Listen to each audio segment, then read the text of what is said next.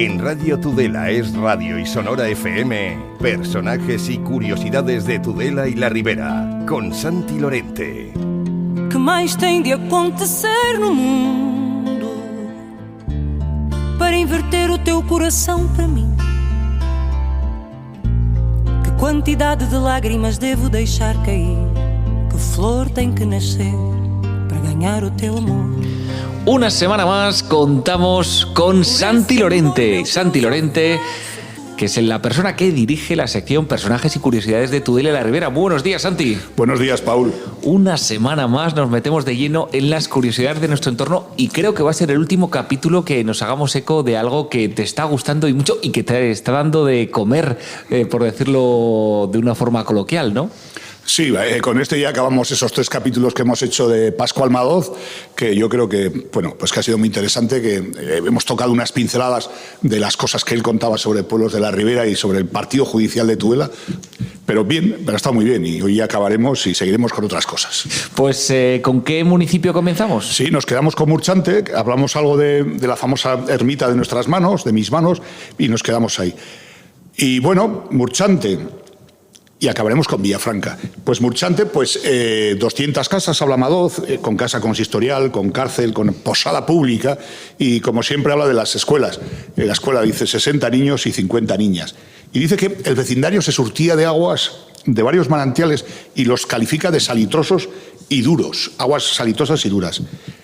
Atención, 1840-1850, Murchante con 7 fábricas de aguardiente, de aquellos lodos estos barros, es decir, que Murchante viene de casta de alcohol, de vino, etcétera, ¿no? Murchante, que fue vendida a Tudela, con su castillo y con sus derechos en el año 1178. Y para que sepan también los murchantinos y murchantinas, pues que la mitad del pueblo también fue vendido por 4.900 maravedíes al prior de San Juan de Jerusalén.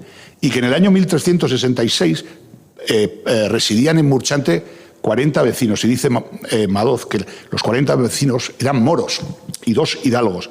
Y que en 1450 el regidor y jurado de Murchante se llamaban Mahoma el Casado y Mahoma Mutarrás. Yo sabía que Murchante es una especie de... Cuando Alfonso I Batallador les deja a los musulmanes, a los moros, en extramuros en Tudela, muchos de ellos no se quedan y se van al pueblo de al lado, que lo van a crear ellos. Murchant, hablábamos la semana pasada, y viene de ahí, de ese asentamiento musulmán al lado de Tudela. Ajá, Sí. Pues después de conocer estos datos sobre Murchante, continuamos con ese estudio. Sí, Murillo de las Limas, que ya sabemos que está ahí yendo hacia Arguedas, por la recta de Arguedas a la parte de la derecha, dice que a veces que vemos esas casas ahí solas, bueno, pues que sepamos que esas 3 o 4 casas estaban en 1850, vivían empleados del Estado y había algunos corrales y almacenes para leña. Había hasta una parroquia que estaba dedicada a Nuestra Señora de la Huerta. Y había un sacerdote que estaba pagado por el conde de Cimena. Estos datos, fijaros, es que los descubres son cosas muy curiosas. Y además coincide, todavía hemos visto toros en esa zona de, pues bueno, pues ya en 1840, 1850, y antes también me imagino, porque son tierras muy salitrosas, rumiante, el rumiante que come esa hierba que es buena para, sobre todo, es buena para el ganado bravo, pues dice que hay cría de ganado bravo y que es conocida por su celebridad. Y habla del nombre del ganadero, don Felipe Pérez de la Borda. Por cierto, que él murió y quien se quedó posteriormente con la ganadería fue su viuda. Pues ves, vamos viendo cosas que han sucedido a través de los tiempos. Ribaforada, dice, clima saludable, 44 casas, dice, parroquia de primer ascenso y, por supuesto, dedicada a San Blas, que el fin de semana que entramos, por supuesto que los de Ribaforada lo celebrarán. Dice, vicario perpetuo durante 8 meses apostólicos y otros los 4 restantes es el prior de Navarra de la Orden de Jerusalén quien está en la iglesia, ¿no? Y dice que me ha llamado la atención, luego veréis por qué, me ha llamado la atención como linda Ribaforada, dice, por el norte con Fontellas, bien, por el este por Cabanillas, bien, por el sur Ebusto, me imagino que será el busto. Claro, el buste. Eso es, el buste, Ebusto, fíjate. Claro, el buste. Y por el oeste con Urzante, luego hablamos de Urzante, porque Urzante está ahí entre Murchante y Cascante, pequeñito, pero fijaros, por el oeste, no habla ni de Ablitas, habla de Urzante. El fundador de Ribaforada, los caballeros templarios, dice en 1137 que establecieron un convento Y también habla de que sus primeros pobladores procedían de términos como Albariel y Espedoya, y dice que en su mayor parte que eran moros. Bueno, nos vamos a Tudela. Estamos hablando de la Tudela de 1845-1850, finales, mediados del siglo XIX, tercera merindad de Navarra. En aquellos tiempos creo que Estella nos ganaba en términos de habitantes, y dice que reina el viento norte, el cierzo, el cual produce catarros. Madoz ahí iba bien, acertaba. 4.350 casas, y dice que la calle más notable es Herrerías. Entonces era Herrerías, y dice que los edificios de mayor consideración se encontraban en esa calle. Se habla del Marqués de Ugarte, de Iturbieta, de la casa Iturbieta, que es la que se tiró y luego se hizo nueva, etcétera. Y luego también habla del teatro principal, que como muchos, luego hablaremos del teatro, que como muchos tudelanos y tudelanas saben, y si no lo saben, les decimos que estaba justo abajo de las Herrerías, donde ahora está esa fuente que en su día estuvo el monumento a Ibarren, que ahora está situado ese monumento en la calle Yanguas y Miranda, ¿no? Bueno, dice que había 4 fuentes públicas, y dice, la sitúa la de Lombriz, la del Muro, la de Manresa y la del Matadero. Dice que la de Manresa es la que tiene mejor agua. Claro, la de Manresa es la calle Manresa. Se conoce que tenía un alto y ahí era la de mejor agua, que era la más cercana a las acequias y a los vasos comunicantes de las aguas del Moncayo. Y del teatro, dice, ese teatro principal, que estaba hecho en una figura de herradura, y que había 2 órdenes de palcos, corridos y gradas, y que la cabida que tenía era para unas 400 o 500 personas. Por cierto, el teatro principal se derribó en el año 1931 porque ya se caía. Al principio fue un granero, no sé, alguna vez creo que lo hemos comentado. Habla también Madoz de las instituciones de la instrucción primaria, es decir, de la escuela primaria, ¿no? Dice que lo costea el ayuntamiento y hay 4 maestros, 2 para la escritura y 2 para la lectura. Y habla también de un instituto de enseñanza de la gramática, es decir, un instituto de primera clase, ¿no? De segunda clase. Y dice que se da gramática latina, castellana, dice que se da retórica, poética, religión, moral, historia general y natural, francés, lógica, matemáticas, física experimental y geografía.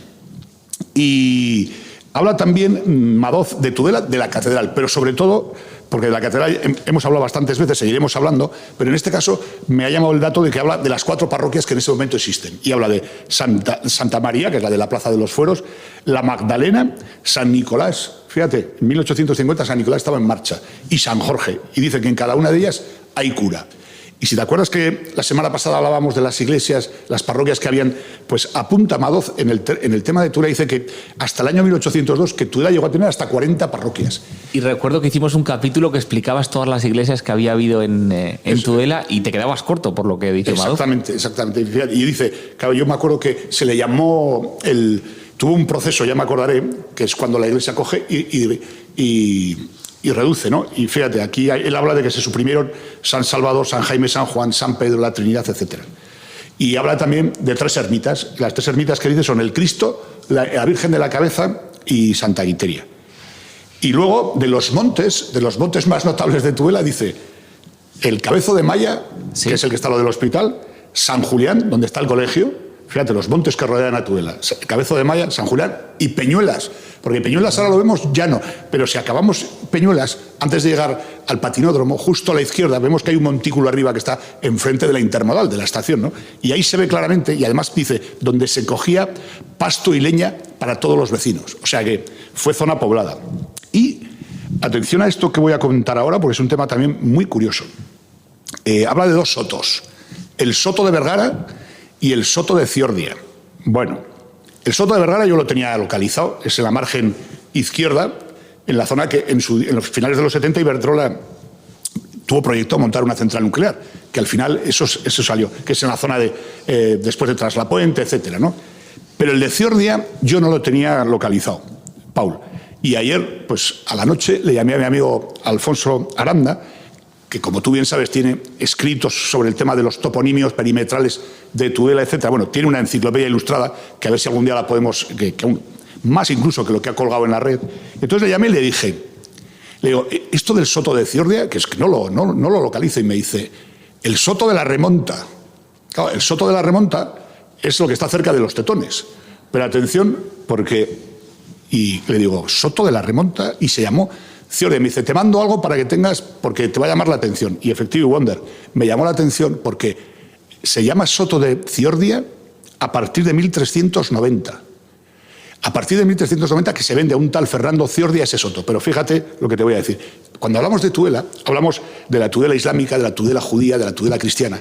Y no nos acordamos que Tudela, antes de la invasión romana, es, ya lo decía Ptolomeo, es parte también de lo que entonces se conocía como los vascones. Es decir, hoy, con lo que se ha descubierto en Atapuerca, etcétera, con los ADNs, con los genes que van saliendo, se sabe que, por ejemplo, que el protoeuskera entró por el Mediterráneo. Por ejemplo, Arán, Aragón, tienen ese sufijo, esa raíz ara que significa valle. Bueno, pues ¿sabes cómo se llamaba ese soto antes de llamarse Ciordia? Se llamaba Adorri. Bueno, te voy a explicar. Adorri es el mismo término que el río que está en Bayona, en el País Vasco francés, en la parte de Aquitania. Ese río se llama el Adur, el Aturri, que en euskera significa el río, que es Ur, que es una raíz que luego la vamos a ver en otro nombre. ¿A qué voy a esto? Que hay cantidad de macrotoponimios que van marcando... Que tienen que ver con el vascón. Sí, en la época, y luego viene el latín, ¿no? Etcétera. Pero es la evolución. Claro, pero es que, fíjate tú, Bayona está hermanada con Pamplona. Y yo siempre digo que Bayona tiene más para hermanarse con Tudela, porque ya no solamente por este tema, que tenemos un macrotoponimio, un toponimio idéntico al Adur, al Aturri que tienen ellos, no al río. ¿Por qué lo digo? Porque, aparte de esto, Sancho el Fuerte fue el gran defensor de Bayona. Sancho VI el Sabio también, pero incluso Alfonso I el Batallador rodea Bayona, etcétera, etcétera, y ahí da los fueros al conde Rotondo Upercha, al que luego conquistará Tudela, da los fueros de Corella. Pero es que además, en 1512, cuando los judíos de Tudela salen, Bayona es conocida por el jamón y por el chocolate. Pues el chocolate viene de las especias que se llamaron los judíos de Tudela a ese barrio judío de Bayona, y luego ya se irán a los países bálticos, etcétera. Ajá. Yo siempre digo, Bayona tendría que hermanarse con Tudela. Bueno, el tema, que era una anécdota que me ha gustado, ¿no? Y dice que esos sotos, como a día de hoy se recoge, llenos de álamos blancos y de olmos. Y luego, pues, producciones de trigo, de cebada, de aceite, de vino. Hay un dato aquí, en la pesca habla de madrillas, de truchas, de tencas, de anguilas, ¿no? Pero hay un dato que me ha llamado mucho también en el tema de fábricas de Tudela en aquella época. Habla de 30 molinos de aceite. Cuando se hace la plaza ahora, que se conoce la plaza del Señor Tomás, se encuentra, cuando están haciendo las excavaciones, que está ahí, la parte vieja tudelana, al lado de la iglesia de San Jorge, esa plaza nueva que está ahí metida, se encuentra un trujal, exactamente, que está ahí, está sacado fuera las prensas, etcétera, de 1847, o sea, 30 molinos de aceite dentro de la ciudad. Luego había 2 molinos harineros, 4 alfarerías y una tintorería, dice, para paños negros y ordinarios. Bueno, la exportación habla de frutas, habla de cerca de 40.000 arrobas de lana anuales que se sacaban, y luego habla, pues, de una población de 4.900 vecinos, dice 7.300 almas. Tudela hablamos muchas veces, avanzamos. Tulebras. De Tulebras, ayer estuve en el monasterio de Tulebras. Ajá. Estuve además dentro, estuve con una de las hermanas, con la hermana María Pilar Pisonero, que es una entendida del monasterio. Un día vamos a hacer un programa hablando de por qué, entre otras cosas, ayer la hermana me dijo que hay un documento que ellas tienen, que es donde García Ramírez tiene escribe, está escrito ese documento en árabe y en latín, donde los moros de Varillas le dan a García Ramírez el término de Tulebras para poder construir el convento. Un convento que empieza en Tudela en 1137, pero que en 1147, que son las monjas cistercienses, que luego serán bernardas, ¿no? Pues nace en 1147, que es el primer monasterio cisterciense de mujeres. Haremos un capítulo, por lo tanto, de Tulebras, de ese... Sí, porque además quedé con ella, digo, esto lo tenemos que hablar porque... Claro que sí. Sí, muy interesante lo de Tulebras. Por cierto, que dentro tiene una torre romana de vigilancia. Es alucinante. Urzante, 5 casas, parroquia, dedicada a San Juan Bautista. Tenía vicario. Era un gran monte, una gran llanura dedicada a pastos, mucha humedad, ganado, molino harinero, 8 vecinos, dice, 52 almas. Bueno, y dice, y antiguamente se llamaba Urrán. Otro término que viene del agua, ur. Otro término que viene, que es término euskérico. Urrán, Urzán. que es que ha sido, en este capítulo han aparecido dos términos y ligados, ¿no? Bueno, decir de Urzante, que significa en el agua, es un pueblo que está en el agua, que hubo bueno, yo me acuerdo que mi padre, que era natural de Murchante, me decía que iban en romería a Urzante, los de Cascante y los de Murchante se juntaban en Urzante, o sea que ha sido un pueblo que ha tenido mucha importancia en esa zona. Y luego nos vamos a Valtierra. Valtierra, 235 casas, 1.181 almas, 6 calles, una plaza, casa consistorial, escuela de niños, 80, 4.000 reales se lleva el maestro. Niñas, 45, 1.600 reales se lleva la maestra. Ahí seguimos manteniendo los cánones de aquellas distinciones de entonces. Parroquia de San Ireneo. Y atención, una feria en Valtierra que iba del 25 de septiembre al 29 de septiembre. Cayera como cayese. La feria que no sé si se mantendrá o hasta cuándo se mantuvo, sería interesante. 3 molinos de aceite y 1 harinero. Dice que es una población que estuvo poseída, dice, y conquistada por los maometanos durante bastantes años. Tuvo castillo y dice que fue asaltada en un momento... ¿Los maometanos quién son? Los moros. Ah, vale. Hablaba de... Lo que pasa aquí no habla de moros, aquí les llama maometanos. Maometanos, perfecto. Y dice Madoz que en un momento de la historia de Valtierra fue conquistada por bandidos que iban recorriéndose todo el país y dice que dejó a Valtierra en la miseria. Que menos mal que Carlos II de Navarra les hizo, al final los levantó, porque les hizo a los vecinos de Valtierra, les hizo francos y libres y bueno, consiguió darle la vuelta a ese tema, ¿no? Y nos vamos a Villafranca y aquí acabaremos. Vamos a acabar con un hecho algo luctuoso, pero que es parte de la historia. Bueno, de Villafranca habla de 530 casas, 40 calles, una plaza, habla de la casa consistorial, que había cárcel, escuela con 142 niños, con 42 niñas. La parroquia estaba dedicada a Santa Eufemia y antiguamente se llamó Alesbes, que a día de hoy Villafranca Alesbes. Bueno, pues Alesbes se llamó y con este nombre se pierde con Sancho el Fuerte, que entonces le da el nombre de Villafranca. Y además tuvo fuero de Pamplona, tuvo fuero propio y en 1446 privilegio de hidalguía para todos los vecinos.